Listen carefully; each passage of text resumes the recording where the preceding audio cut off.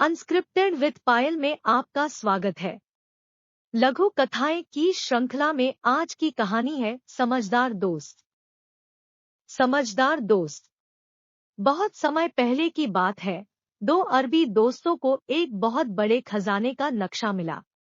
खजाना किसी रेगिस्तान के बीचों बीच था।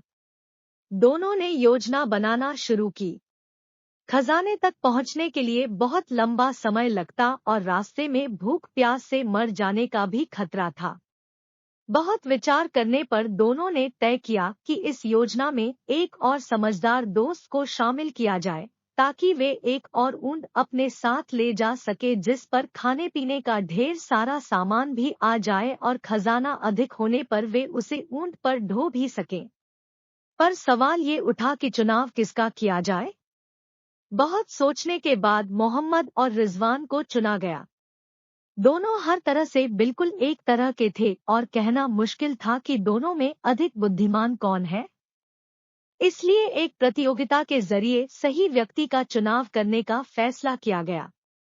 दोनों दोस्तों ने उन्हें एक निश्चित स्थान पर बुलाया और बोले, आप लोगों को अपने अपने ऊंट पर सवार होकर सामने दिख रहे रास्ते पर आगे बढ़ना है। कुछ दूर जाने के बाद ये रास्ता दो अलग अलग रास्तों में बंट जाएगा, एक सही और एक गलत। जो इंसान सही रास्ते पर जाएगा वही हमारा तीसरा साथी बनेगा और खजाने का 1/3 हिस्सा उसका होगा। दोनों ने आगे बढ़ना शुरू किया और उस बिंदु पे पहुंच गए जहां से रास्ता बंटा हुआ था। वहां पहुंचकर मोहम्मद ने इधर उधर देखा। उसे दोनों रास्तों में कोई अंतर समझ नहीं आया और वह जल्दी से बाएं तरफ बढ़ गया, जबकि रिजवान बहुत देर तक उन रास्तों की ओर देखता रहा और उन पर आगे बढ़ने के नतीजे के बारे में सोचता रहा।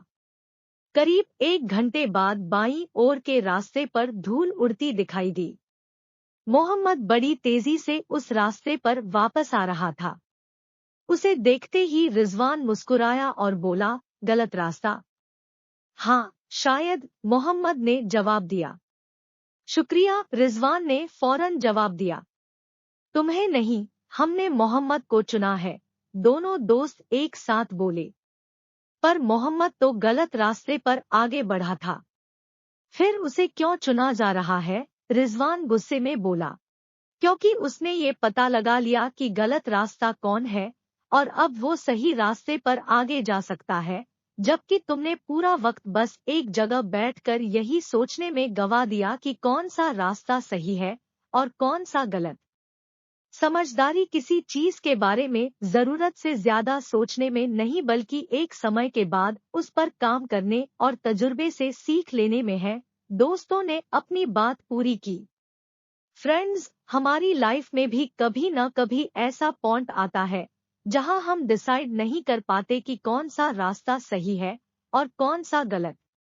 और ऐसे में बहुत से लोग बस सोच विचार करने में अपना काफी समय बर्बाद कर देते हैं, जबकि जरूरत इस बात की है कि चीजों को ओवरएनालाइज करने की बजाय मोहम्मद की तरह अपने ऑप्शंस को केयरफुली कंसिडर करके एक्शन लिया जाए और अपने एक्सपीरियंस के आधार पर आगे बढ़ा जाए।